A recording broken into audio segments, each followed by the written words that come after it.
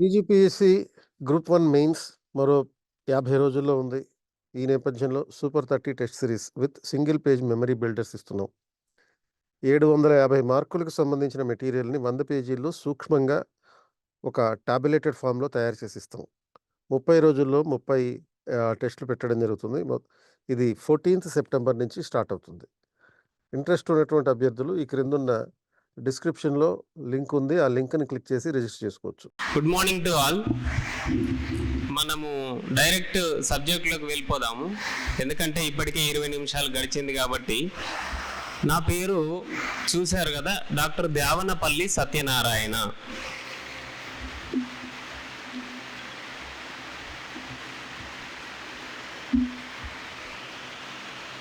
దేవనపల్లి అనేది కూడా ఒక చారిత్రక పేరు. అంటే మీకు ఈ గ్రూప్ 1 స్టడీస్ కానీ లేకపోతే ఇతరత్ర కాంపిటేటివ్ స్టడీస్లో కూడా తారసపడే పేరు. దేవనపల్లి అనేది సరే కాలక్రమంలో కొంత కరప్ట్ అయిన వర్డ్, బట్ దేవనపల్లి, దేవుని పల్లి. ఈ దేవనపల్లి అనేది మీకు ఒక శాసనంలో వస్తుంది. జస్టిస్కి సంబంధించిన అంశం ఇది. అంటే న్యాయ వ్యవస్థ ఎలా ఉండేది కాకతీయుల కాలంలో. తెలంగాణలో గొప్ప డైనాసిటీలు ఒక 2-3 అనుకుంటే అందులో కాకతీయులు అనేది ముందు వరుసలో ఉంటుంది. అది మీకు తెలిసిందే.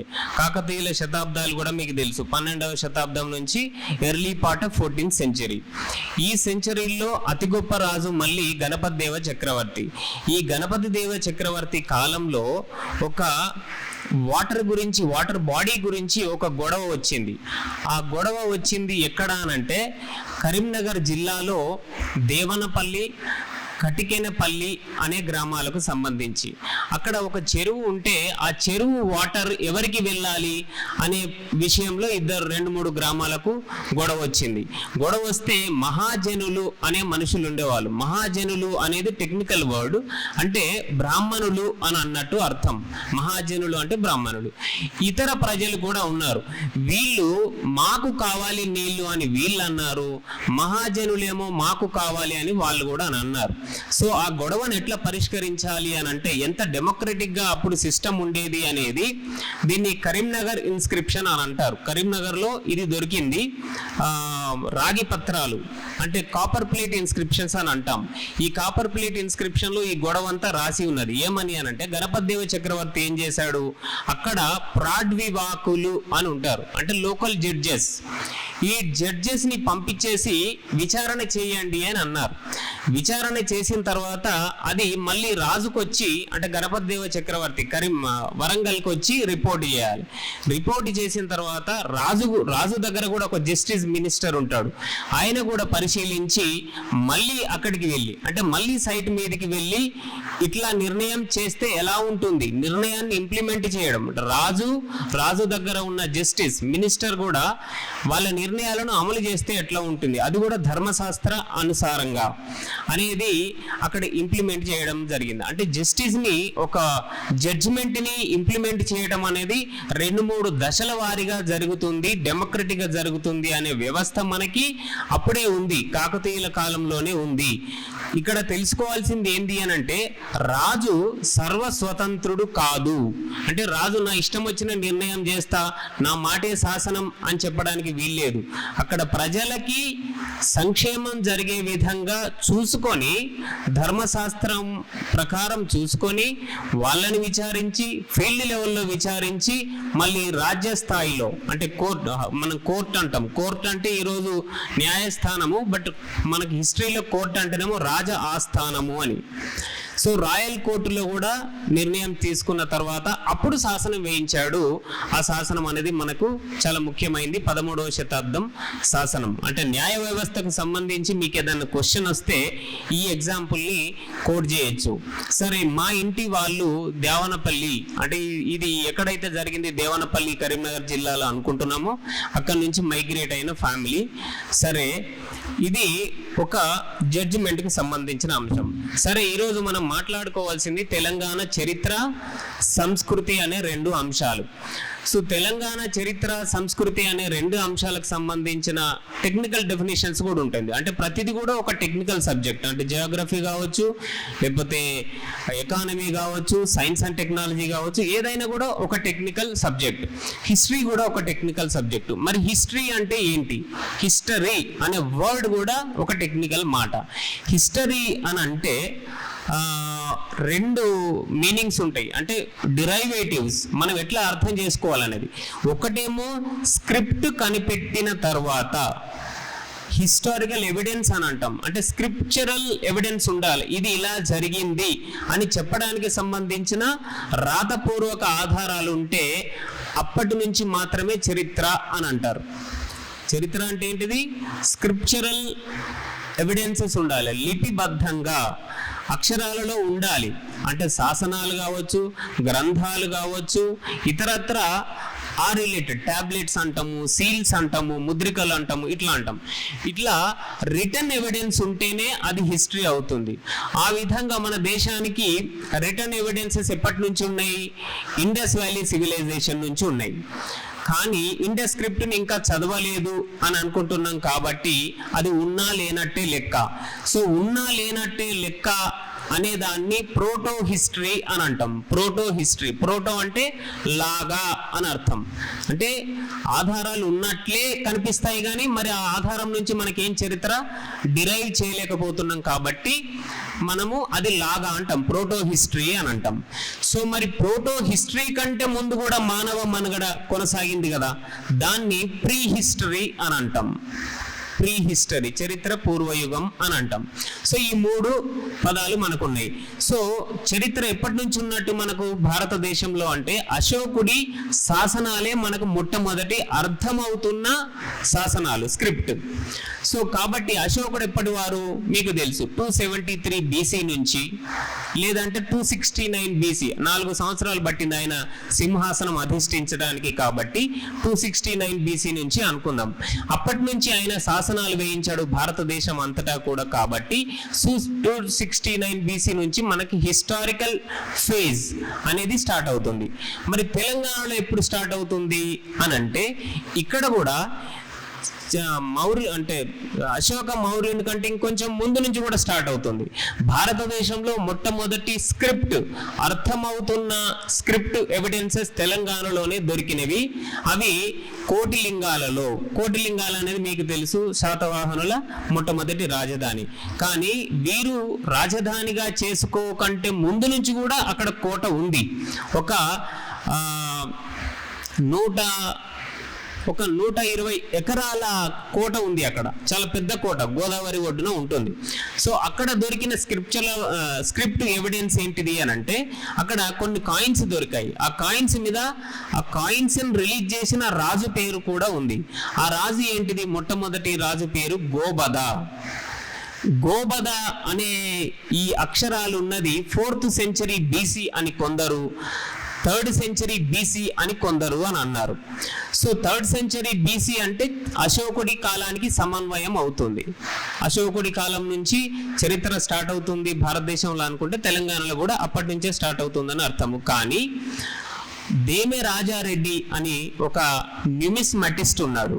న్యూమిస్మాటిస్ట్ అంటే తెలుసు కదా మీకు, కాయిన్స్ ని అర్థం చేసుకునే నిపుణుడు, మనకు అర్థం చేయించగలడు కూడా. ఆయన దాని మీద విశేషమైన పరిశోధన చేసి ఈ గోబద అనే ఉన్న ఈ కాయిన్స్ ఏవైతే ఉన్నాయో అవి 4th century BC అని అన్నారు.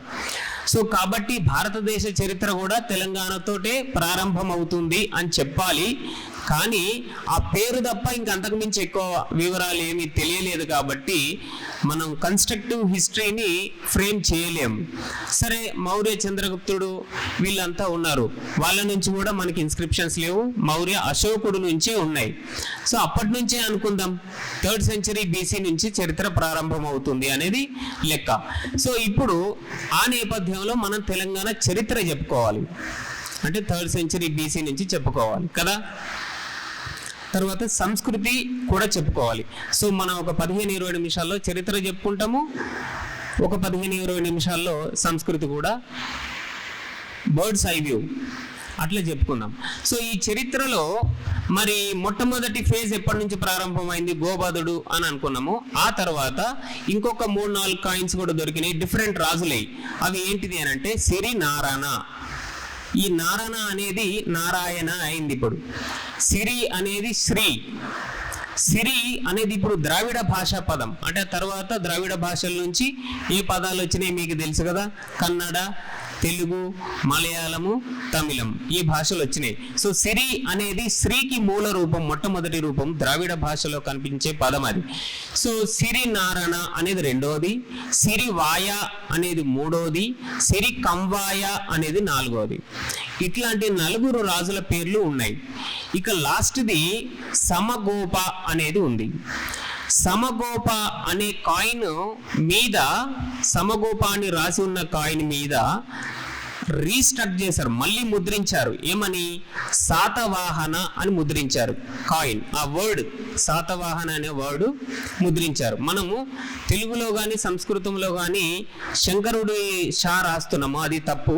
మనకు అట్లాంటి ఎవిడెన్స్ ఎక్కడా దొరకలేదు. మామూలు సా, సత్యనారాయణలో ఎట్లుంటుంది సా, ఆ శాతవాహన అని ఉన్నది ఆ కాయిన్ మీద.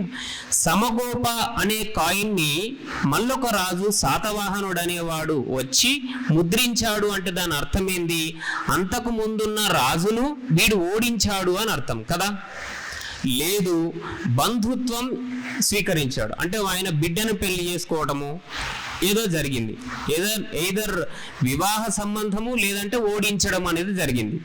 సో ఇట్లా ఓడించి కానీ లేదా పెళ్లి చేసుకొని కానీ ఈయన రాజయ్యాడు. శాతవాహన అనే రాజు రాజయ్యాడు మొట్టమొదటిసారి. కాబట్టి ఆయన రాజ్యానికి, ఆయన తర్వాత వారసులందరికీ కూడా శాతవాహన సామ్రాజ్యం అనేది పేరు వచ్చింది. సో ఈ శాతవాహన సామ్రాజ్యము అనేది దక్షిణ భారతదేశంలో మొట్టమొదటి సామ్రాజ్యం. మొట్టమొదటి అంటే మీకు తెలుసు, అంటే దక్షిణ భారతదేశం పరిధి ఎంత? నర్మదా నది నుంచి, అంటే మధ్య భారతదేశంలో ప్రవహిస్తుంది కదా, అక్కడి నుంచి కన్యాకుమారి దాకా, అంటే హిందూ మహాసముద్రం దాకా, ఈ అన్నింటి మధ్యలో కూడా ఈ రాజ్యం విస్తరించింది. కాబట్టి మనకి శాతవాహనులకి ఏమని పేరుంది అంటే త్రిసముద్ర తోయ పీత వాహన అనే బిరుదు ఉంది. త్రిసముద్రాలు అనంటే హిందూ మహాసముద్రం, అరేబియా సముద్రం, బంగాళాఖాతం, ఈ 3 సముద్రాల మధ్య. తోయం అనంటే నీరు, పీత వాహన ఆ నీటిని తాగిన వాహనాలు అంటే గుర్రాలు అని అర్థం. ఆ గుర్రాలను ఎక్కి అంత దూరం సామ్రాజ్యాన్ని జయించుకున్నారు శాతవాహనులు. ఆయన తర్వాత వచ్చిన రాజుల పేరు శాతకర్ణి. శాతకర్ణి అని అంటే, శాత అంటే శాతవాహన, కర్ణి అనేది మళ్ళీ అది కూడా సంస్కృత పదం. కర్ణి అంటే మీకు అర్థమవుతుంది కాబట్టి అట్లా చెప్పాల్సి వచ్చింది. బట్ యాక్చువల్గా శాసనాల్లో కానీ కాయిన్స్ మీద కానీ ఉన్న పదము కన్ని. అంటే మనం తెలుగులో కూడా కన్నయ్య అని అంటాం, కన్న అని అంటాం చిన్నపిల్లోడికి. కన్న మీకు తెలుసు కదా. కన్న అంటే అర్థం ఏంది? కుమార అని అర్థం, కొడుక అని అర్థం. సో శాతకర్ణి అని అంటే, శాతకర్ణి అంటే శాతవాహనుడి కొడుకు అని అర్థం. ఈ శాతవాహనుడి కొడుకు ఇక్కడి నుంచి, అంటే ఈ కోటిలింగాల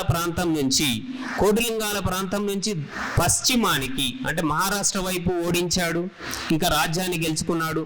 నార్త్ వైపు కూడా ఓడించాడు, అక్కడ కూడా గెలుచుకున్నాడు. ఇప్పుడు మనకు మధ్యప్రదేశ్లో భోపాల్ దగ్గర సాంచి అని ఉంటది. ఈ సాంచిలో తోరణం, ఒక గేట్ వే కూడా కట్టించాడు ఆయన. దాని మీద కూడా శాతకర్ణి యొక్క శాసనాలు ఉన్నాయి. కాబట్టి ఈ గేట్ల సంస్కృతి ఏదైతే ఉందో, అంటే ఇప్పుడు మనం కాకతీయ తోరణాలు అంటున్నాం, కాకతీయ తోరణం కానీ శాతకర్ణి కానీ కట్టించిన సాంచి తోరణం కానీ, ఆ తర్వాత మనకి ఇక్కడ మళ్ళీ తోరణాలు ఉన్నాయి. హైదరాబాద్లో కూడా చార్మినార్ కూడా తోరణమే. చార్మినార్కి 4 పక్కల మళ్ళీ చార్ కమాన్ అని ఉంటాయి. కమాన్ అంటే కూడా తోరణమే కదా. సో ఈ తోరణాల సంస్కృతిని భారతదేశానికి అందించింది శాతకర్ణి. మొట్టమొదట బిగించేశాడు ఆయన సాంచిలో. అక్కడి వరకు ఆయన సామ్రాజ్యం ఉండేది. ఆ తర్వాత ఆయన కొడుకు శ్రీముఖుడు అనేవాడు. అంటే ఇది సంస్కృత పదాలు, మళ్ళీ తెలుగులో చెప్పుకోవాల్సి వస్తుంది, ద్రావిడ భాషలో చెప్పుకోవాల్సి వస్తుంది. సిముకుడు. ఇప్పుడు కూడా శ్రీకాకుళం అనేది ఒక జిల్లా ఉంది మీకు ఆంధ్రలో, మీకు తెలుసు కదా శ్రీకాకుళం. శ్రీకాకుళంలో ఆ వర్డ్ని ఏమని పలుకుతారు స్థానికులు అని అంటే శ్రీకాకుళం అని అంటారు, సిక్కోలు అని కూడా అంటారు. సో సామాన్య మానవులు మాట్లాడేది వేరు, గ్రంథస్థ భాష వేరు, పండితులు మాట్లాడేది వేరు. సో పండితులు మాట్లాడుకున్నప్పుడు దాన్ని కొంచెం పాలిష్ చేసేస్తారు లాంగ్వేజ్ని, కానీ మనకు పాలిష్ చేయడంలో కొంత హిస్టరీ మిస్ అవుతుంది. సో మనకు శాసనాల్లో ప్రజల భాషలో ఉన్నాయి, సామాన్య మానవులు మాట్లాడుకునే భాషలో ఉన్నాయి. సో సిముకుడు అని మనకు కాయిన్స్ మీద కనిపిస్తాయి. ఇది కూడా కోటిలింగాలలో దొరికినాయి, తర్వాత మహారాష్ట్ర ప్రాంతంలో ఇతరతర ప్రాంతాల్లో కూడా దొరికినాయి. ఈయన ఎందుకు ఇంపార్టెంట్ అనంటే ఈయన తన సామ్రాజ్యాన్ని పాటలీపుత్ర దాకా కూడా, అంటే బీహార్ పాట్నా రాజధాని ఉంది కదా, అక్కడి వరకు కూడా తన రాజ్యాన్ని ఎక్స్టెండ్ చేశాడు. దాని ద్వారా పాటలీపుత్రం ఆనాడు, అంటే ఇప్పుడు మనం ఏం మాట్లాడుకుంటున్నామంటే ఫస్ట్ సెంచరీ బీసీకి సంబంధించిన హిస్టరీ మాట్లాడుకుంటున్నాం.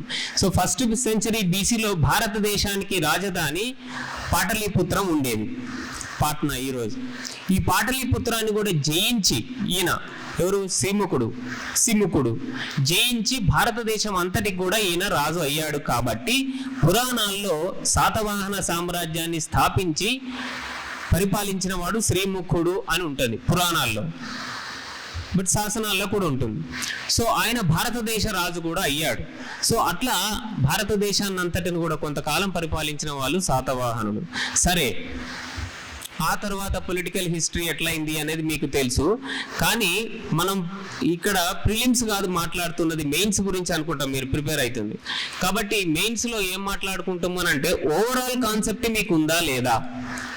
సో ఓవరాల్గా నేను ఒక ప్రశ్న అడుగుతాం మిమ్మల్ని, శాతవాహనులు దేశానికి చేసిన ప్రయోజనం ఏంటి, ఏమి వెలగబెట్టారు, వాళ్ళు ఏం సాధించారు అని అంటే మనం ఏం చెప్తాం. సో అట్లా కాకుండా మనకు బిట్స్ తెలుసు సూటిగా, శ్రీముఖుడి పేరు శాసనాల్లో కానీ నాణ్యాల మీద కూడా ఏముంది అని అంటే మీరు సింపుల్గా సిముఖ అని రాసేస్తారు. అట్లా కాదు, శ్రీముఖుడి కాంట్రిబ్యూషన్ ఏంటిది లేదా శాతవాహనుల కాంట్రిబ్యూషన్ ఏంటిది అంటే చెప్పగలగాలి. సో శాతవాహనుల కాంట్రిబ్యూషన్ ఏంటిది అని అంటే ఆ కాంట్రిబ్యూషన్కి సంబంధించి మనకు ఎక్కువ వివరాలు శాసనాలతో పాటు గాథా సప్తసతి అనే పుస్తకంలో కనిపిస్తాయి. ఈ గాథా సప్తసతిని హాలుడు అనేవాడు లేదంటే హకుశ్రీ అనేవాడు. హకుశ్రీ అనేది మనకు శాసనాల్లో దొరికింది. మనకు కోటిలింగాల పక్కనే మొక్కట్రావుపేట అనే గ్రామం ఉంది. అక్కడ జైన మునులకు ఆయన సల్లేఖన వ్రతం చేయడానికి సంబంధించిన బెడ్స్ని తొలిపిస్తూ అక్కడ శాసనాలు వేయించాడు. ఆ శాసనంలో హకుశ్రీ అనే పేరు ఉన్నది. ఇదే మహారాష్ట్రలో నాసిక్ నాణేఘాట్ గుహల్లో కూడా శాసనాలు ఉన్నాయి, వీళ్ళు వేయించిన శాసనాలు. అందులో కూడా హకుశ్రీ బొమ్మనే ఉంది, అంటే విగ్రహం. ఇప్పుడు కాయిన్స్ మీద ఇప్పుడు కూడా ఉన్నాయి కదా, మహాత్మా గాంధీ బొమ్మలో లేకపోతే ఇతర అంబేద్కర్ బొమ్మనో, అట్లా బొమ్మలు వేయించే సంస్కృతి అప్పుడు శాతవాహనుల కాలంలో కూడా ఉంది. సో హకుశ్రీ అనే రాసి ఉంది అక్కడ. హకుశ్రీ శాసనం ఇక్కడ కోటిలింగాల పక్కన కూడా ఉంది. సో ఈ హకుశ్రీ రాసిన గ్రంథము లేదంటే పురాణాల ప్రకారం హాలుడు రాసిన గ్రంథం గాథా సప్తసతి. ఈ గాథా సప్తసతిలో శాతవాహనుల కాలపు లైఫ్ అండ్ కల్చర్ అన్ని కూడా దాంట్లో ఉన్నాయి. అట్లే బృహత్ కథ రాసిన గ్రంథంలో కూడా ఉంది, బట్ అది కథ కాబట్టి కథను చరిత్ర అనలేము కాబట్టి గాథా సప్తసతిని ఎక్కువగా బేస్ చేసుకుంటాం. సో దీని ప్రకారం కానీ మనకు దొరికిన శాసనాల ప్రకారం కానీ ఇతరత్ర ఆర్కియాలజికల్ ఎవిడెన్సెస్ కానీ ఏం చెప్తున్నాయి అని అంటే శాతవాహనుల కాలం నాటికి అగ్రికల్చర్ అనేది వెల్ సెటిల్డ్. అంటే వాళ్ళు ఎక్కువగా స్ట్రెయిన్స్ ఉంటాయి కదా, అంటే గోదావరి కానీ ప్రాణహిత, ఇంద్రావతి, నేత్రావతి, శబరి, సీలేరు ఇట్లాంటి నదులు ఉన్నాయి, కృష్ణా నది. ఈ నదుల ప్రాంతంలో వాళ్ళు సెటిల్ అయ్యారు. అంటే నదుల నుంచి వాటర్ వస్తాయి, అగ్రికల్చర్ చేయొచ్చు. సో అగ్రికల్చర్తో పాటు ఈ నదులను ఎట్లా ఉపయోగించారు అని అంటే నేచురల్ వాటర్ వేస్ అని అంటాం. వేస్ అంటే మార్గాలు, రహదారులు. ఈ గోదావరి అనేది ఒక రహదారి. ఎక్కడికి వెళ్తుంది అది? బే ఆఫ్ బెంగాల్కి వెళ్తుంది. సో అక్కడి వరకు కృష్ణా నది కూడా అక్కడికే వెళ్తుంది కదా. మరి మనకు వెస్ట్ సైడ్ కూడా వీళ్ళు మొత్తం దక్షిణ భారతదేశాన్ని పరిపాలించారు అనుకున్నాం కాబట్టి బ్రోచ్ అని, సూరత్ అని ఈ ప్లేసుల నుంచి కూడా వ్యాపారం జరిగేది. ఎక్కడికి జరిగేది? అప్పుడు ప్రపంచంలో పెద్ద దేశము ఏంటిది అని అంటే రోమన్ ఎంపైర్. ఈ రోమన్ ఎంపైర్ తోటి ఇక్కడ నుంచి ట్రేడ్ అనేది జరిగేది. ఏం ట్రేడ్ జరిగేది మరి? ఏం ట్రేడ్ అంటే బట్టలు ఇక్కడ నుంచి వెళ్ళేవి. అంటే బట్టలు మీకు తెలుసు, క్లాతింగ్. అట్లనే మసాలా దినుసులు ఇక్కడ నుంచి వెళ్ళేవి. అంటే ఇప్పుడు మనకు యాలకులు కానీ, లవంగాలు కానీ, మిరియాలు కానీ, దాల్చిన చెక్క ఇట్లాంటివన్నీ కూడా ఇక్కడ నుంచి వెళ్ళేవి. ఇంకా ఏమి వెళ్ళేవి అని అంటే ఈవెన్ పీకాక్ ఫెదర్స్ ఉంటాయి కదా, ఈ పీకాక్ ఫెదర్స్ను కూడా ఎక్స్పోర్ట్ చేసేవాళ్ళు. అంటే డాన్స్ చేయడానికి సంబంధించి తలపైన పెట్టుకొని ఇతరత్ర అలంకారాల్లో వాటిని ఉపయోగించేవాళ్ళు. పీకాక్ ఫెదర్స్ కూడా రోమన్ ఎంపైర్కి ఎక్స్పోర్ట్ అయ్యావంటే చూడండి ఎంత ఎక్స్పోర్ట్ ట్రేడ్ జరిగేది అనేది. అక్కడ బట్టలకు సంబంధించిన ఒక మాట ఉన్నది. ఇక్కడికి 2వ శతాబ్దంలో ప్లినీ అని, టాలమీ అని ఇద్దరు వచ్చారు ఇండియాకి. వాళ్ళు ఏన్షియంట్ జియోగ్రఫీ అనే పుస్తకం రాస్తూ దాంట్లో ఈ మాటలు రాశారు. ఏమని? రోమన్ ఎంపైర్లో మగవాళ్ళందరూ నీతి తప్పుతున్నారట. నీతి తప్పడం అంటే, నీతి అనేదానికి స్పెసిఫిక్ మీనింగ్ ఉంది, ఇమ్మోరల్ అవుతున్నారు అని. అంటే ఎక్స్ట్రా మ్యారిటల్ రిలేషన్షిప్స్లోకి ఎంటర్ అవుతున్నారు అని. కారణం ఏంటిది అని అంటే ఇండియా నుంచి ఎక్స్పోర్ట్ అవుతున్న బట్టలు అక్కడి స్త్రీలు కట్టుకోవడం వల్ల ఈ బట్టలు ఎంత సన్నగా ఉన్నాయట అంటే పాము కుబుసం లాగా, సాలీడు అంటే మనం వెబ్ అంటాం కదా, ఈ వెబ్ లాగా చాలా సన్నగా ఉండడం వల్ల ఆడవాళ్ళ శరీర సౌష్ఠవాలు బయటికి ఎక్స్ప్రెస్ కావడం వల్ల మగవాళ్ళు ఆకర్షితులై ఇమ్మోరల్ అవుతున్నారు అని ప్లినీ రాశాడు. అంటే అంత అందమైన బట్టలు భారతదేశం నుంచి తమకు వస్తున్నాయి అనేది అక్కడి ఇది. దానివల్ల ఏమవుతున్నది అంటే అక్కడి రోమన్ గోల్డ్ కాయిన్స్ అన్ని కూడా భారతదేశానికి ఇంపోర్ట్ అవుతున్నాయి. అంటే మనం బట్టలు అమ్మితే, మసాలాలు అమ్మితే వాళ్ళు డబ్బులు ఇవ్వాలి కదా. అక్కడి కాయిన్స్ అన్ని కూడా ఇక్కడ అయిపోయి ఇక్కడ గుట్టలుగా పేరుకుపోతున్నాయి. అక్కడికేమో ఏమీ లేదు, అంటే మన వస్తువులు పోతున్నాయి, మనకేమో అంటే ఇండియాకి డబ్బులు వస్తున్నాయి అనేది అర్థం. సో దీనివల్ల అక్కడి రాజుకి వాళ్ళు అడ్వైజ్ చేశారు, వాళ్ళ మినిస్టర్స్ ఏమని, మీరు ఇండియా బట్టల దిగుమతిని ఆపేసేయండి, లేకపోతే మన చక్కెర వెళ్ళిపోతుంది, అంటే మన డబ్బులన్నీ వాళ్ళకి వెళ్ళిపోతాయి, పైనుంచి మన వాళ్ళు ఇమ్మోరల్ అవుతున్నారు కాబట్టి ఆపేసేయండి అని అంటే ఒక రాజు ఆపేసే నిర్ణయం కూడా తీసుకున్నాడు. ఆపేస్తే మళ్ళీ ఏమవుతుంది, దొంగతనంగా స్మగ్లింగ్ అవుతుంది. అట్లా కూడా జరిగింది. అంటే ఇప్పుడు శాతవాహనుల కాంట్రిబ్యూషన్ ఏంటిది అని అంటే అంత ఎక్స్టెన్సివ్ ట్రేడ్ అనేది జరిగింది అనేది మనం గుర్తు. అది that was the contribution, economic contribution of Satavahanas is that. అంటే they developed river systems as waterways so that they promoted exports. ఇట్లా దేశం యొక్క ఎకానమీని పెంచారు. తర్వాత వచ్చిన వాళ్ళు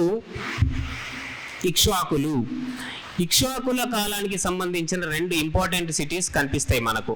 ఒకటి నాగార్జున సాగర్, రెండవదేమో విజయపురి వాళ్ళ రాజధాని కదా. అంటే నాగార్జున సాగర్ పక్కనే ఉంటుంది.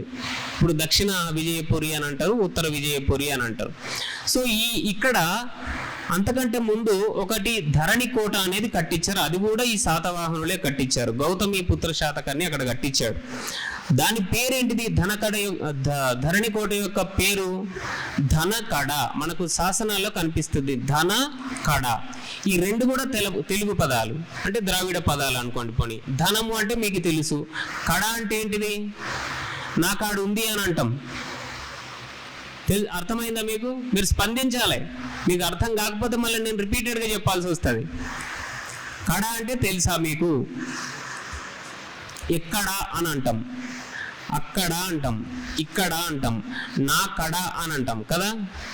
సో అది ధన కడ అంటే ధనము ఉన్న దగ్గర అని అర్థం. ఈ ధనం ఉన్న దగ్గర కట్టాల్సి వచ్చింది ఆ సిటీని. ఎందుకు? అక్కడ భారతదేశం నుంచి 18వ శతాబ్దం వరకు వజ్రాలు మొత్తం ప్రపంచానికి సప్లై చేసిన దేశం భారతదేశం. 18వ శతాబ్దం వరకు కూడా ఎక్కడుండేవి ఈ వజ్రాలు? కృష్ణా నది బ్యాంకుల పొంటే ఉండేవి. ఇప్పుడు కూడా మనకి కల్లూరు వజ్రము అని అంటాం, నిజాం వజ్రము అని అంటాం, జాకోబ్ వజ్రము అని అంటాం. ఇవన్నీ కూడా ఈ వజ్రాలన్నీ కూడా ఈ కృష్ణా నది పొంటే దొరికినాయి కాబట్టి అక్కడ ధనం బాగా ఉంది. అక్కడ బంగారం కానీ, యురేనియం కానీ, థోరియం కానీ, వజ్రాలు కానీ, వైఢూర్యాలు కానీ ఇవన్నీ కూడా ఇక్కడ నుంచే పోయేటి. ప్రపంచ ప్రసిద్ధిగాంచిన డైమండ్స్ అన్ని కూడా ఇక్కడ నుంచే ఎక్స్పోర్ట్ అయ్యేవి. ఆ ఎక్స్పోర్ట్ కోసము వాటిని వజ్రాలను, బంగారాన్ని తవ్వడం కోసము అక్కడ ధనకడ అనే సిటీని కట్టడం జరిగింది. ఆ తర్వాత విజయ శాతకర్ణి అనే రాజు విజయపూర్ కట్టించాడు. ఆ తర్వాత వాళ్ళ సామంతులు అంటే ఈ శాతవాహనుల సామంతులైన ఇక్ష్వాకులు వాళ్ళనే ఓడించి, అంటే శాతవాహనులను ఓడించి వాళ్ళు అక్కడ క్యాపిటల్ సిటీ చేసుకొని వాళ్ళు పరిపాలన చేశారు. సో వీళ్ళ కాంట్రిబ్యూషన్ అనేది దట్ వాజ్ కంటిన్యూడ్, అంటే శాతవాహన ఎరా వాజ్ కంటిన్యూడ్. కానీ పెద్దగా వాళ్ళు ప్రత్యేకంగా మళ్ళీ ఏమీ చేయలేదు. ఓన్లీ అప్పటికి అఫ్లుయెన్స్ ఎక్కువ ఉంది, అంటే సంపద ఎక్కువ ఉన్నది కాబట్టి వాళ్ళు అన్ని మతాలను పోషించారు. అప్పటికి జైన మతము, బౌద్ధ మతము, సరే హిందూ మతంలో కూడా శాఖలు శైవ, వైష్ణవం ఇట్లా కూడా ఉండే, వీటిని కూడా పోషించారు వాళ్ళు. But Satavahana legacy was continued అంతే.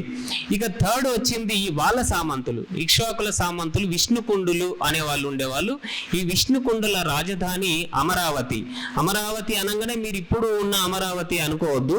మన నాగర్ కర్నూలు జిల్లాలో అమరాబాద్ అనే మండలం ఉంది. అమరాబాద్ అనేది 1905లో చేంజ్డ్ నేమ్, అది అమరాబాద్, యాక్చువల్గా అది అమరావతి. సో అమరావతి అది అమరాబాద్ అనేది ఇప్పుడు మండల కేంద్రము నాగర్ కర్నూలు జిల్లాలో ఉంటుంది. So that was the capital city of Vishnukundas. ఈ విష్ణుకుండి అనే పదము ఏంటిది అని అంటే అక్కడ ఉమామహేశ్వరం అనే ఒక క్షేత్రం ఉంటుంది. ఆ ఉమామహేశ్వరం దగ్గర విష్ణుకుండం, బ్రహ్మకుండం, రుద్రకుండం అని 3 కుండాలు ఉంటాయి. కుండం అని అంటే మీకు తెలుసు కదా, ఒక పాండ్. సో అక్కడ అంటే వర్షానికి ఇప్పుడు మీరు యూట్యూబ్లో చూడొచ్చు ఉమామహేశ్వరంలో ఎంత వర్షాలు పడుతున్నాయి, దాని కింద గుండాలు ఎట్లా ఏర్పడుతున్నాయి అనేది. సో ఈ గుండం ఏదైతే ఉందో కుండం ఒకటే, కచ్చట దబ గజడ దబాలుగా మారుతాయి, అది ఆ సంగతి మీకు తెలుసు. సో ఈ విష్ణు కుండం దగ్గర వీళ్ళు పుట్టి ఎదిగారు కాబట్టి విష్ణుకుండులు అయ్యారు. సో విష్ణుకుండులు ఎక్కడి నుంచి ఎక్కడి వరకు పరిపాలించారు అని అంటే కృష్ణా నది నుంచి రేవా సరిత్ సల్లయ అని ఉంటుంది. అంటే రేవా నది అని అంటే నర్మదా నది. ఈ నర్మదా నది అంటే మధ్యప్రదేశ్ ప్రాంతం నుంచి కృష్ణా నది ఎక్కడ ఉందో మీకు తెలుసు, తెలంగాణ ఆంధ్ర బార్డర్. ఇంత దూరం వీళ్ళు పరిపాలించారు. వీళ్ళు ఏం చేశారు అని అంటే వీళ్ళు కొత్తగా చెరువులు తవ్వించడం ప్రారంభించారు. అగ్రికల్చరే బేస్ ఎవరికైనా కూడా. చెరువులు తవ్విస్తే వీళ్ళ రాజులు, విష్ణుకుండి రాజులు మీకు తెలుసు, ఇంద్రవర్మ, విక్రమేంద్రవర్మ, మాధవవర్మ ఇట్లాంటి పేర్లు ఉంటాయి. వీళ్ళ శాసనాల్లో ఒక 10-11 శాసనాలు దొరికినాయి. వీళ్ళ శాసనాల్లో ఏముంటుంది అని అంటే ఈ రాజులు గొప్పవారు, ఎందుకు అంటే వాపి, కూప, తటాకాది నిర్మాణాలు చేశారు అని ఉంటుంది. వాపి, కూప, తటాకం. వాపి అంటే దిగుడు బావి, దిగుడు బావులు ఉంటే వాపి. కూప అంటే బావులు, గొట్టపు బావులు అని అన్నట్టు, అంటే రింగ్ వెల్స్ అంటాం మనం, ఈ గొట్ట బావులు. అట్లే తటాకము అంటే చెరువులు. సో వాపి, కూప, తటాకాలు నిర్మించి అగ్రికల్చర్ ఎక్స్టెన్షన్ అనేది వీళ్ళు చేశారు. That was the contribution of Vishnukundis. ఈ విష్ణుకుండుల కాలంలోనే వీళ్లకు వియ్యం ఉండేది, అంటే వివాహ సంబంధాలు ఉండేవి. ఎవరితోటి? వాకాటకాస్ అనే వాళ్ళతోటి ఉండేది. వాకాటకులకి గుప్తులతోటి వియ్యం ఉండేది. గుప్తులు, ఇప్పుడు చంద్రగుప్త మౌర్యుడు అని ఉన్నాడు, అంటే పాటలిపుత్ర అక్కడి నుంచి పరిపాలించేవాడు. ఈ గుప్తుల బిడ్డ ప్రభావతి గుప్తా అని వాకాటకులు అంటే మహారాష్ట్రలో, కర్ణాటకలో ఉండేవాళ్ళు. వాళ్లకు పెళ్లి సంబంధం ఇస్తే అక్కడి నుంచి పరిపాలించారు. వాళ్ళ బిడ్డని ఈయన చేసుకున్నాడు, మాధవవర్మ. మాధవవర్మ చేసుకోవడం వల్ల అంటే విష్ణుకుండులకి, వాకాటకులకి, గుప్తులకి అంటే యావత్ భారతదేశంలో వివాహ సంబంధాలు అనేవి ఉన్నాయి. ఇప్పుడు వీళ్ళ కాంట్రిబ్యూషన్ ఎందుకు చెప్పాల్సి వస్తుంది అని అంటే ఇప్పుడు మనకు ప్రపంచంలో అత్యంత గొప్ప పెయింటింగ్స్ ఎక్కడున్నాయి? అజంతాలో ఉన్నాయి. సో అజంతాలో ఎక్కువ పెయింటింగ్స్ వేయించింది ఎప్పుడు? విష్ణుకుండుల కాలంలో, వాకాటకుల కాలంలో. భారతదేశ చరిత్రకు సంబంధించి వాకాటకుల కాలంలో ఎక్కువ పెయింటింగ్స్ వేయించారు అజంతాలో అనేది మనకు తెలుస్తుంది. సో ఈ అజంతాలో వేయించిన పెయింటింగ్స్ వాళ్ళు వేయించారు వాకాటకులకు తోటి వీళ్ళకు విష్ణుకుండులకు సంబంధాలు ఉండేవి కాబట్టి వీళ్ళ కాంట్రిబ్యూషన్. వంశద్వయాలంకార అనే బిరుదు ఉంది విష్ణుకుండులకి. వంశద్వయం అని అంటే వంశము అంటే డైనాసిటీ, ద్వయం అంటే రెండు డైనాసిటీల డైనాసిటీలను వీళ్ళు పరిపాలించారు. ఏవేవి? వాకాటకాస్ అండ్ విష్ణుకుండీస్. ఈ 2 డైనాసిటీలను వాళ్ళు పరిపాలించారు కాబట్టి వీళ్ళ కాలంలో కూడా అక్కడ పెయింటింగ్స్ వేయించారు అనేది డిరైవ్డ్ మీనింగ్ కదా. సో ఇట్లా విష్ణుకుండులు కల్చర్ని ప్రాపగేట్ చేశారు. తర్వాత వాపి కూప తటాకాలు తవ్వించి అది కూడా డెవలప్ చేశారు. కానీ వీళ్ళ కాలంలో ఏం జరిగింది అని అంటే మతానికి సంబంధించి మాత్రం బాగా చేంజెస్ వచ్చాయి. ఏం చేంజెస్? అంతకుముందు ఒక 1000 సంవత్సరాలు బౌద్ధము జైన మతం ఈ 2 డామినేట్ చేసేవి, ఎక్కువగా బౌద్ధ మతం. కానీ అక్కడ పాటలీపుత్రలో పరిపాలిస్తున్న సముద్రగుప్తుడు అనే రాజు, ఆయన తర్వాత ఆయన కొడుకు 2వ చంద్రగుప్తుడు యావత్ భారతదేశాన్ని కూడా ఓడించారు వాళ్ళు. ఇప్పుడు అలహాబాద్ పిల్లర్ ఏదైతే ఉందో ఆ పిల్లర్ ఇన్స్క్రిప్షన్ లో అలహాబాద్ ప్రశస్తి అని అంటాం. ఆ పిల్లర్ ఇన్స్క్రిప్షన్ లో సముద్రగుప్తుడు భారతదేశాన్ని ఎట్లా ఓడించాడు, ఎన్ని యుద్ధాలు చేశాడు అనేది ఉంటుంది. సో దాని ప్రకారం సారాంశం ఏంటిది అని అంటే ఆయన అన్ని రాజ్యాలను ఓడించి ఈస్ట్ వెస్ట్ నార్త్ సౌత్ అన్ని రాజ్యాలను ఓడించి ఓడిపోయిన రాజులకి ఒక బంపర్ ఆఫర్ ఇచ్చాడు. ఆఫర్ ఏంటిది అని అంటే నువ్వు గనక నీ మతం మారి హిందూ మతంలోకి మారితే, అంటే నువ్వు ఇప్పటికీ బౌద్ధుడు అనుకుందాం లేదా జైనుడు అనుకుందాం, నీ మతం మారి హిందూ మతంలోకి మారితే నిన్ను చంపకుండా వదిలేస్తా. Point number 1. రెండవది, నీ రాజ్యం నీకే ఇచ్చేస్తా వాపస్, జస్ట్ నా సామంతుడిగా ఇయర్లీ కొంత ట్యాక్స్ కట్టుకంతే. కొంచెం ట్యాక్స్ కట్టినందుకు నీ ప్రాణం ఉంటుంది, నీ రాజ్యం నీకే ఉంటుంది అని ఆఫర్ ఇస్తే ప్రతి రాజు ఏం చేస్తాడు? ఒప్పుకుంటాడు కదా. సో ఆ విధంగా అందరు రాజులు ఒప్పుకొని సముద్రగుప్తుడికి సామంతులు అయ్యారు. ఆయన తర్వాత 2వ చంద్రగుప్తుడు కూడా సామంతులు అయ్యారు, వాళ్ళ రాజ్యాల్ని కాపాడుకున్నారు. కానీ ఈ మతం మారారు. అంటే ఈ బౌద్ధ మతం జైన మతంలో ఉంటే మళ్ళీ హిందూ మతంలోకి మారారు. ఆ విధంగా మారిన వాళ్ళలో విష్ణుకుండులు కూడా ఒకరు. విష్ణుకుండులకు సంబంధించి మనకు ఉదాహరణకి ఫణిగిరి అనే ఒక సైట్ ఉంది. అంటే మీకు ఎగ్జాంపుల్ ప్రూఫ్ చెప్పాలి కదా హిస్టరీలో. ఫణిగిరి అనేది సూర్యాపేట జిల్లాలో ఉంది. ఈ ఫణిగిరిలో మనకు ఆధారాలు దొరికినాయి. ఏమని? ఫణి అంటే మీకు పాము, ఈ పాము ఆకారంలో ఉంటుంది కొండ, ఇట్లా కాయిల్స్ లాగా ఉంటుంది. ఆ కొండ పైన పడగ ఎక్కడైతే ఉంటుందో ఆ పడగ ప్రాంతంలో బౌద్ధ స్తూపాలు చాలా ఉన్నాయి. ఈ బౌద్ధ స్తూపాలలో ఈ స్తూపాలు అంటే మీకు తెలుసు కదా, స్తూపాలు అంటే ఒక బొంద. నిజానికి ఈ బొంద మీద, బొంద అనేది చాలా గలీజ్ వర్డ్ కానీ బొందనే అది. సో అంటే లోపల బుద్ధుడి కానీ లేదా బౌద్ధ సన్యాసులవి కానీ రిమైన్స్ ఉంటాయి. అంటే బొక్కలు, గోర్లు, వెంట్రుకలు ఇట్లాంటివి ఏవో రిమైన్స్ ఉంటాయి. సో ఈ రిమైన్స్ని లోపల పెట్టి దాని పైన మట్టి పోస్తారు. చాలా భక్తులు కాబట్టి తలా ఇంత మట్టి పోస్తారు, పెద్దగా అవుతుంది అది. దాన్ని అలంకరించాలి కాబట్టి స్లాబ్స్, ఈ స్లాబ్స్ అంటే స్టోన్స్, ఇప్పుడు ఇట్లాంటి స్టోన్సే బట్ కార్వ్డ్ స్టోన్స్. దాని మీద బుద్ధుడి యొక్క చరిత్ర, బౌద్ధ జాతక కథలు, బౌద్ధ పురాణాలు ఇట్లాంటివన్నీ కూడా శిల్పాల్లో చెక్కి అలంకరించేవాళ్ళు. అట్లాంటి ఒక గట్టిది అంటే ఒక 1/2 ఫీట్ వెడల్పు, 1 ఫీటున్నర 2 ఫీట్లు ఇట్లా ఇంత మందం, ఇంత వెడల్పు, ఇంత హైట్ ఉన్న ఒక పలకం తీసుకొని ఆ స్టోన్ స్లాబ్ తీసుకొని దాని మీద శివుణ్ణి చెక్కడం జరిగింది. మళ్ళీ అవి కడప స్టోన్ అని అంటాం. కడప స్టోన్ అంటే కొంచెం వైటిష్ ఉంటుంది, వైటిష్ ఉండే స్టోన్. ఆ స్టోన్లో బౌద్ధ ఆయక స్తంభం కానీ పిల్లర్ కానీ లేదు అని అంటే ఈ స్టోన్ ఆయక స్లాబ్ అనేది కానీ తీసుకొని దాన్ని శివలింగాలు చెక్కడం జరిగింది. శివలింగాలు చెక్కాల్సిన అవసరం ఏముంది?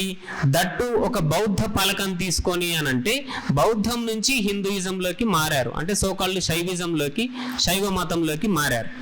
సో ఈ మారడం అనేది జరిగిన తర్వాత మళ్ళీ ఇంకో కథ ఉన్నది. ఈ హిందూయిజంలోనే వైష్ణవ మతం అని కూడా ఉంది.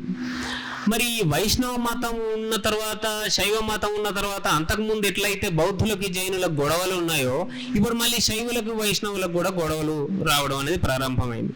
దాన్ని విష్ణుకుండులు ఎట్లా సాల్వ్ చేశారు అని అంటే మాధవవర్మ అనే ఒక గొప్ప రాజు ఉన్నాడు. ఈ మాధవవర్మ కూడా సముద్రగుప్తుడు అంత గొప్పవాడు, చాలా యుద్ధాలు చేసి గెలిచాడు. ఎన్ని అంటే 108 యుద్ధాలు చేసి గెలిచాడు ఆయన. గెలిస్తే వీళ్ళది ఒక క్యాపిటల్ అంటే అమరావతి నుంచి, సోకాల్డ్ అమరాబాద్ నుంచి హైదరాబాద్ ప్రాంతానికి వీళ్ళు క్యాపిటల్ ని షిఫ్ట్ చేశారు. కీసరగుట్ట అనేది వాళ్ళ రాజధాని, 2వ రాజధాని. ఈ కీసరగుట్టలో వాళ్ళు టెంపుల్స్ కట్టించారు విష్ణుకుండులు. ఈ కట్టించే అక్కడ మీరు కీసరగుట్ట దగ్గర ఇప్పుడు చూస్తే పెద్ద గుట్ట ఉంటుంది. ఆ గుట్ట పైన ఒక గజం ఎత్తు శివలింగాలు ఉంటాయి. గజం అంటే మీకు తెలుసు కదా, 1 మీటర్ అనుకోండి, పోనీ మీటర్ హైట్ ఉండే శివలింగాలు ఉంటాయి. ఈ శివలింగాలను బాణలింగాలు అని అంటారు. అంటే బాణం ఎట్లుంటుంది తెలుసు మీకు, ఆ బాణం శైలిలో ఉంటాయి కాబట్టి బాణలింగాలు అని అంటారు. ఇట్లాంటివి 108 ఉండేవి ఒక 50-60 సంవత్సరాల కిందటి వరకు. ఇప్పుడు 5-6 కూడా లేవు, 5-6 ఉన్నాయి అనుకోండి, ఇప్పుడు చూడొచ్చు. సో ఈయన ఏం చేశాడు, విష్ణుకుండి మాధవ వర్మ అనే రాజు 108 యుద్ధాలు చేసి గెలిచి, ఒక్కొక్క యుద్ధంలో గెలిచినప్పుడు ఒక శివలింగాన్ని అక్కడ ఎస్టాబ్లిష్ చేశాడు, కీసరగుట్ట రాజధాని కాబట్టి. సో అట్లా 108 శివలింగాలు మనకు కనిపిస్తాయి. సో అయితే ఈయన ఏం చెప్పాడు అన్నట్టు ఒక పురాణం మిత్ క్రియేట్ చేశాడు. ఏమని, ఈ శివలింగం ఏదైతే ఉందో ఈ శివలింగాన్ని రాముడు ప్రతిష్ఠించాడు అని ప్రాపగేట్ చేశాడు ఆ మెసేజ్ని. రాముడు ప్రతిష్ఠిస్తే రాముడు వైష్ణవ మతానికి సంబంధించిన వాడు, శివలింగం అనేది శైవ మతానికి సంబంధించింది. సో రామలింగేశ్వర ఆలయం అని ఆ పేరు పెట్టాడు ఆయన. రామ ప్రతిష్ఠిత లింగం కాబట్టి రామలింగేశ్వరాలయాలు అని ఆయన 2 మతాలని క్లబ్ చేశాడు. అంటే సర్వమానవ సమానత్వం అనుకోండి, లేకపోతే మత వైషమ్యాలని రూపుమాపడానికి ఆ టెక్నిక్ ఆయన వాడాడు. రామలింగేశ్వరాలయం ఎక్కడున్నా కూడా తెలంగాణలో, ఆంధ్రప్రదేశ్లో కూడా ఈయన చేసిన ఘనతనే అది, రామలింగేశ్వర ఆలయం. సో ఈ విధంగా వాళ్ళు విష్ణుకుండులు వాళ్ళు మత సామరస్యం చేసుకున్న తర్వాత వీళ్ళ సామంతులు మళ్ళీ చాళుక్యులు అనే వాళ్ళు ఈ మహబూబ్ నగర్ జిల్లా, పాత మహబూబ్ నగర్ జిల్లా మీకు తెలుసు, ఇప్పుడేమో గద్వాల జిల్లా అంటున్నాం, జోగులాంబ జిల్లా అంటున్నాం. అలంపూర్ అనేది ఉంది. ఆ అలంపూర్ పక్కన కృష్ణా నది మధ్యలో ఒక ఊరు ఉండేది, తుమ్మయ్యనూరు. ఈ తుమ్మయ్యనూరులో ఒక శాసనం దొరికింది, కాపర్ ప్లేట్ ఇన్స్క్రిప్షన్. దాంట్లో 2వ పులకేసి అంటే చాళుక్యుడు, ఈ 2వ పులకేసి ఏమని చెప్పాడు, మా సొంతూరు ఇదే తుమ్మయ్యనూరు, దీన్ని చాళుక్య విషయం అని అనేవాళ్ళు. విషయం అంటే రాష్ట్రం అని, స్టేట్ అని. ఈ చాళుక్య విషయం నుంచి మేము ఎదిగాము, కానీ ఇక్కడ ఆల్రెడీ విష్ణుకుండులు పరిపాలిస్తున్నారు కాబట్టి వాళ్ళు కర్ణాటకకు వెళ్ళి వాతాపి అనే ప్రదేశంలో వాళ్ళు ఒక క్యాపిటల్ సిటీ కట్టుకొని they ruled again entire South India. So చాళుక్యులు కూడా తెలంగాణ వాళ్ళే, but they migrated from Telangana Tummayyanuru to Vatapi in Karnataka and they ruled from there. వాళ్ళు ఏం చేశారు, they also continued the legacy of Vishnukundas. ఈ విష్ణుకుండులు ఏదైతే వాపి కూప తటాకాలు కట్టించారో దట్ వాజ్ కంటిన్యూడ్. కానీ వాళ్ళు గ్రేటెస్ట్ ఎక్స్టెంట్లో అంటే గొప్ప గొప్ప స్థాయి టెంపుల్స్ కట్టించారు వాళ్ళు. ఆ టెంపుల్సే మనకి ఏలేశ్వరంలో కనిపిస్తాయి. ఏలేశ్వరం అనేది ఇప్పుడు మునిగిపోయింది, ఏది నాగార్జున సాగర్ ప్రాజెక్టులో మునిగిపోయింది. ఒక కొండ ఉంటుంది, అఫ్ కోర్స్ ఆ కొండ పైకి ఇప్పటికి కూడా వెళ్ళొచ్చు. ఏలేశ్వరం దగ్గర కట్టించారు. ఆ తర్వాత అలంపూర్లో కట్టించారు. అలంపూర్లో నవబ్రహ్మాలయాలు ఉన్నాయి కదా మనకు తెలిసినవే. సో ఈ నవబ్రహ్మాలయాలు కట్టించారు. వాళ్ళ స్టైల్ ఏంటిది అని అంటే ద్రావిడ శైలి, నాగర శైలి, వేసర శైలి అని మనకు టెంపుల్ కన్స్ట్రక్షన్స్ లో 3 శైలులు ఉంటాయి, స్టైల్స్. ద్రావిడ అంటే దక్షిణ భారతదేశం, అంటే పిరమిడల్ షేప్ లో ఉంటాయి ఆ శిఖరాలు అనేవి. నాగర శైలి అని అంటే స్పైరల్ ఆకారంలో ఉంటాయి, స్ప్రింగ్ ఆకారంలో ఉంటాయి. వేసర అంటే మిక్స్ ఆఫ్ 2. ఈ 3 రకాల టెంపుల్స్ ను కూడా మనకి అలంపూర్లో కట్టించారు. ఎప్పుడు 6th 7th సెంచరీలో కట్టించారు వాళ్ళు. సో అవి one of the earliest temples of India, not only Telangana or south India. ఇండియాలో మొట్టమొదటి దేవాలయాల్లో ఒక ముందు వరుసలో ఉంటాయి అవి. సో వీళ్ళు అది ఒక వాళ్ళ గొప్ప కాంట్రిబ్యూషన్. ఆ తర్వాత వాళ్ళ సామంతులు ఉన్నారు, రాష్ట్రకూటులు. వాళ్ళు చాళుక్యులను ఓడించి వాళ్ళు కూడా రాజ్యం చేశారు మాల్కేడు నుంచి. కానీ వాళ్ళకు సామంతులు అగైన్ చాళుక్యులు ఉన్నారు తెలంగాణలో. వాళ్ళని బోధన్ చాళుక్యులు లేదంటే వేములవాడ చాళుక్యులు అని అంటాం. ఈ వేములవాడ చాళుక్యులు లేదంటే బోధన్లో ఎక్కువ కాలం ఉన్నారు, నిజామాబాద్ జిల్లా.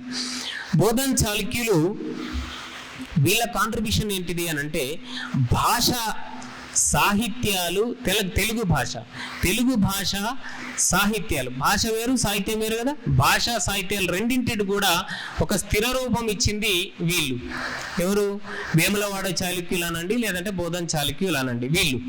వీళ్ళు ఇక్కడ బోధన్లో 100 స్తంభాల ఆలయం కట్టించారు. మనకు 1000 స్తంభాల గుడి ప్రస్తావన వస్తుంది కాకతీయుల కాలంలో 1163 AD.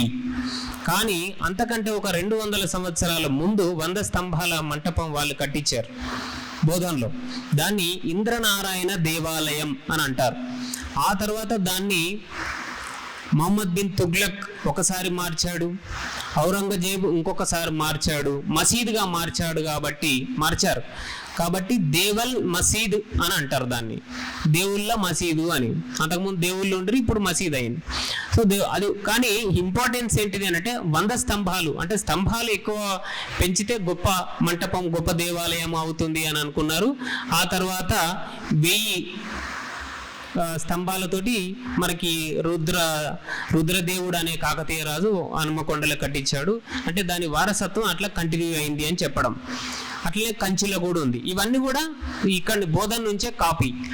సరే, వీళ్ళు భాషకు సంబంధించి కుర్కియాల శాసనం గురించి చెప్పుకోవాలి. వేములవాడ దగ్గరనే ఒక ఊరు ఉంటుంది కుర్కియాల అని. అక్కడ జినవల్లభుడు అనే జైన మతస్థులు మాత్రమే మన భారతదేశంలో భాషల్ని, సాహిత్యాల్ని, వ్యాకరణాలని, ఛందస్సులని బయటికి తీసిన వాళ్ళు జైన కవులు. సో ఈ జైన కవుల్లో ఒక ఆయన జినవల్లభుడు అనే ఆయన అక్కడ శాసనం వేయించాడు. ఎందులో వేయించాడు?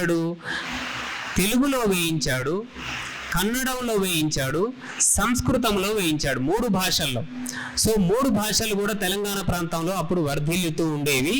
అంతకంటే ముందు తెలుగు భాషకు సంబంధించిన సాహిత్యం కానీ భాష కానీ రిటర్న్గా కనిపించకపోయేది. అది 9వ శతాబ్దం 930 AD ఆ ప్రాంతం, అంటే 10వ శతాబ్దం ప్రారంభం. ఇప్పటికీ 1100 సంవత్సరాల కిందట. సో 1100 సంవత్సరాల కిందట మొట్టమొదటి కన్నడ భాషకు కూడా ఆధారం అదే. ఎక్కడిది? కుర్కియాల శాసనం.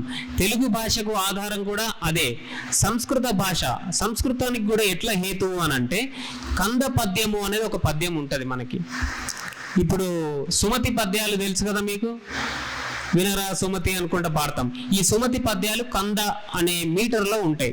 ఇంగ్లీష్లో మీటర్ అంటాం, తెలుగులో ఛందస్ అంటాం.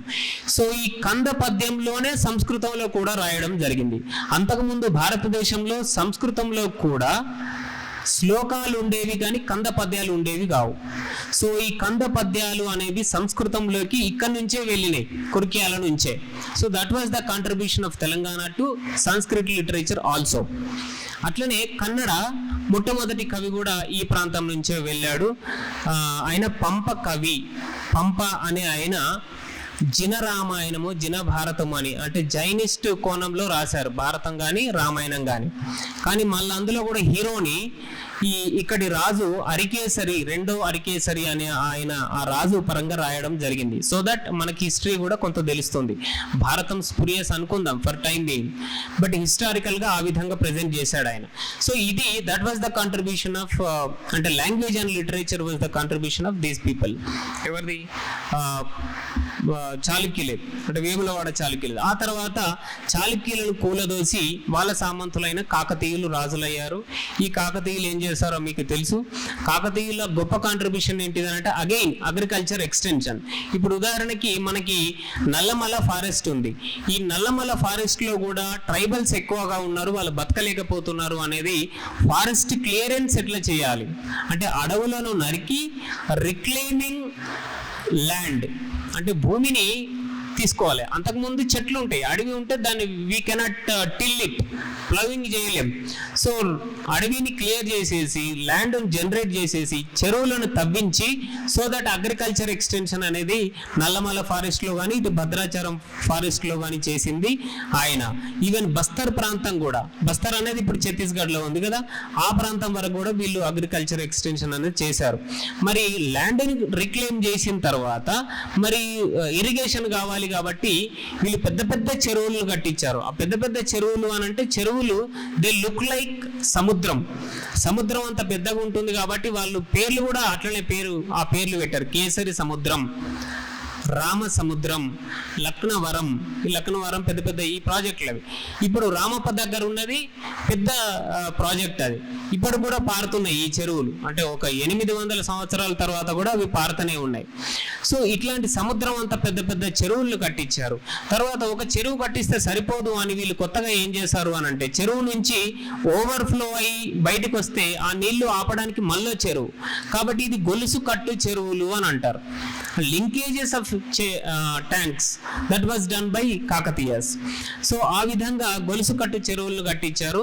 ఆ తర్వాత వాళ్ళు భాషకు సంబంధించి తెలుగు భాషలో ఎక్కువగా శాసనాలు వేయించింది వీళ్ళే. ఎవరు? కాకతీయులు. సో తెలుగులో శాసనాలు వేయించారు, తెలుగులో కావ్యాలు, సాహిత్యము రాయించారు, డాన్స్ని ప్రాక్టీస్ చేయించారు, పెయింటింగ్ని ప్రాక్టీస్ చేశారు. ఇప్పుడు మనకి వినుకొండ వల్లభరాయుడు అనే ఒక ఆయన క్రీడాభిరామం అనే ఒక పుస్తకం రాస్తూ దానిలో చెప్పాడు ఏమని, ప్రతాపరుద్రుడు అనే రాజు, కాకతీయ రాజు ఉంపుడుగత్తె మాచల్ దేవి అనే ఆమె ఉంది. ఈ Machal Devi she was running a museum of paintings తోటి ఒక మ్యూజియం నే కన్స్ట్రక్ట్ చేసింది ఆమె. That was being run by Machal Devi అని ఈ మన క్రీడాభిరామంలో ఉంటుంది. సో అట్లా painting was patternized, dance was patternized. మన గణపతి దేవ చక్రవర్తి యొక్క భావమరిది జాయప సేనాని, ఈ జాయప సేనాని కూర్చోబెట్టి ఒక 50 సంవత్సరాలు డాన్స్ ని అధ్యయనం చేయించి నృత్యరత్నావళి అనే ఒక పుస్తకం రాయించాడు ఆయన. సో ఆ విధంగా మనకి డాన్స్ ని కల్టివేట్ చేశారు, పెయింటింగ్ ని కల్టివేట్ చేశారు, లిటరేచర్ ని కల్టివేట్ చేశారు, చాలా పెద్ద టెంపుల్స్ ని కట్టించారు, ఆర్కిటెక్చర్, స్కల్ప్చర్. ఈ రామప్ప అనేది ఎంత పెద్ద టెంపుల్ మీకు తెలుసు. Ramappa that was the first heritage site of Telugu states. మన ఆంధ్రప్రదేశ్, తెలంగాణ 2 రాష్ట్రాలకు సంబంధించి ఒకే ఒకట వరల్డ్ హెరిటేజ్ సైట్ ఉంటే అది రామప్ప అయింది. అది మీకు తెలుసు. అంత గొప్ప టెంపుల్స్ ని వాళ్ళు కట్టించారు. అంతకు 5-6 అంతల పెద్ద టెంపుల్ ఉండేది వరంగల్ కిల్లాలో. శంభుని గుడి అని ఉంది, దాని పక్కనే స్వయంభూ దేవాలయం అనేది ఉంది. దాన్ని సరే నాశనం చేశారు ఎర్లీ 14th సెంచరీలో. సరే ఈ కాకతీయుల తర్వాత Kakatiya same system was continued by Qutb Shahis. Golconda నుంచి వాళ్ళు పరిపాలించారు. వీళ్ళు బారా పన్నిద్దరు అనే ఒక సిస్టమ్ పెట్టారు. బారా పన్నిద్దరు అని అంటే, పన్నిద్దరు అంటే 12 అని. బారా అన్నా కూడా 12 కదా. సో అంటే 12 మినిస్ట్రీస్ ఉండేవి. ఇరిగేషన్ చూసుకోవడానికి ఒకరు, అగ్రికల్చర్ చూసుకోవడానికి ఒకరు, మైనింగ్ చూసుకోవడానికి ఒకరు, వెల్ఫేర్, హ్యూమన్ వెల్ఫేర్ చూసుకోవడానికి ఒకరు, ట్రెజరీ చూసుకోవడానికి ఒకరు, ఆర్మీ చూసుకోవడానికి ఒకరు. So the same system which was continued by Kakatiyas was followed by we Qutub Shahis. వీళ్ళు కూడా సేమ్ మళ్ళీ చెరువులను కట్టించడం, ఆ సిస్టమ్ అంతా కూడా వాళ్ళలో కంటిన్యూ అయింది. అంటే ఎకానమీ అనేది ఎవరు కూడా నెగ్లెక్ట్ చేయలేదు, పెద్ద పెద్ద డైనాసిటీస్ అనేది చెప్పడం సారాంశం. ఆ తర్వాత గోల్కొండ కుతుబ్ షాహీలకి సామంతులుగా ఉన్న ఒక గవర్నర్ నిజాం అనే ఆయన, తర్వాత he declared independence. He was governor only, but he declared independence in 1724. అంటే his dynasty ruled up to 1948. So ఇది మళ్ళీ నెక్స్ట్ దీంట్లో నేను కుతుబ్ షాహీస్ వరకే చెప్పడం. నేను ఒక పుస్తకం రాశాను, వీళ్ళు కూడా చెప్పారు, Telangana history, culture and movements అనేది ఆ పుస్తకం. తెలంగాణ హిస్టరీ, కల్చర్ నేను రాశాను. మూవ్మెంట్స్ అనేది ప్రొఫెసర్ అడపా సత్యనారాయణ గారు రాశారు. కాబట్టి ఈ మూవ్మెంట్స్ గురించి వారు కంటిన్యూ చేస్తారు. ఇక కల్చర్ అనేది నేను చెప్పడంలో భాగంగా చెప్పాను, బట్ డెఫినేషన్ ఒకటి మీకు క్లారిటీ ఇవ్వాలి కాబట్టి ఇస్తున్నా. కల్చర్ అని అంటే 5 అంశాల సమ్మేళనం. అది ఏంటిది అని అంటే, మనకు చతుషష్ఠి కళలు అని తెలుసు. అంటే మనది కళాత్మక జీవనం, 64 కళలు. అది కూడా కామసూత్రంలో రాసిన సంగతి తెలుసు, శాతవాహనుల కాలపది అవి. అయితే ఈ చతుషష్ఠి కళల్లో అంటే ప్రతిదీ కళనే, అందంగా చేసే ప్రతిదీ కూడా కళ. కానీ బాగా ఇంప్రెసివ్గా ఉండే వాటిని ఫైన్ ఆర్ట్స్ అని అంటాం. ఫైన్ ఆర్ట్స్ వాటిని సాంస్కృతిక కళలు అని తెలుగులో అంటాం. సాంస్కృతిక అంటే ఏంటిది? సంస్కరించిన అని అర్థం, రిఫైన్డ్. కాబట్టి ఇంగ్లీష్లో ఫైన్ ఆర్ట్స్ అని అంటాం. So fine arts 5. అవి ఏంటిది అని అంటే సంగీతము, సాహిత్యం, నాట్యం, శిల్పం, చిత్రలేఖనం. ఈ 5 గురించి మాట్లాడుకుంటే అది సంస్కృతి అవుతుంది. As far as history is concerned, హిస్టరీకి సంబంధించి మాత్రం ఇది డెఫినేషన్. మళ్ళీ సోషియాలజీలో వేరే ఉంటుంది, ఆంథ్రోపాలజీలో వేరే ఉంటుంది, ఎకానమీలో వేరే ఉంటుంది, రిలీజియన్లో వేరే ఉంటుంది, ఫిలాసఫీలో వేరే ఉంటుంది. కల్చర్ అనేది బ్రాడ్ టర్మ్, బట్ హిస్టరీలోకి వచ్చే మాత్రం ఈ 5 కలిపి కల్చర్ అని అంటాము. సో ఈ కల్చర్ మనం ఈ వీటన్నిటి 5 అంశాలు, సాహిత్యం మాట్లాడుకున్నాం, సంగీతం మాట్లాడుకున్నాం, నాట్యం మాట్లాడుకున్నాం, శిల్పం గురించి అంటే ఆర్కిటెక్చర్ ఏదైతే అనుకున్నామో అంటే దేవాలయాల మీదనే శిల్పాలు ఉంటాయి, శిల్పం గురించి మాట్లాడుకున్నాం, చిత్రలేఖనం పెయింటింగ్ గురించి కూడా మాట్లాడుకున్నాం. సో ఇది క్లుప్తంగా వెరీ బ్రీఫ్గా over view of Telangana history and culture.